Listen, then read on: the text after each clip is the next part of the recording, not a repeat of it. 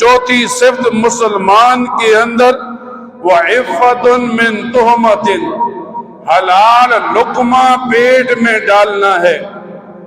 علماء کتابوں میں لکھتے ہیں جب بندہ حرام کھاتا ہے بندے کے اندر ظلمت، گناہ اور نحوست بڑھتی ہے۔ جب بندہ حلال کھاتا ہے بندے میں نورانیت بڑھتی ہے۔ حلال کھانے والے اور حرام کھانے والے میں یہ فرق ہے کہ جب ایک بندہ حلال کھاتا ہے پھر وہ اچھے اور برے میں تمیز کرتا ہے، پھر وہ چھوٹے اور بڑے میں تمیز کرتا ہے، پھر وہ بندہ حق اور باطل میں تمیز کرتا ہے۔ پھر جب حلال کھانے والا کوئی نیکی کا کام کرتا ہے اس کے دل کو سکون ملتا ہے۔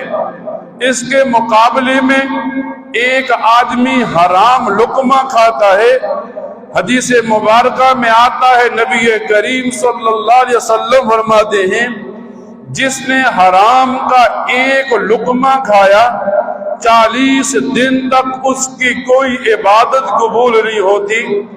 حرام کھانے والا اچھے اور برے میں تمیز نہیں کر سکتا، حق اور باطل کے اندر فرق نہیں کر سکتا، یہاں تک کہ حرام کھانے والا نماز پڑھتا ہے، حج کرتا ہے، سارے اچھائی کے کام کرتا ہے، لیکن اس کے دل کو اطمینان نہیں ملتا۔ کیوں؟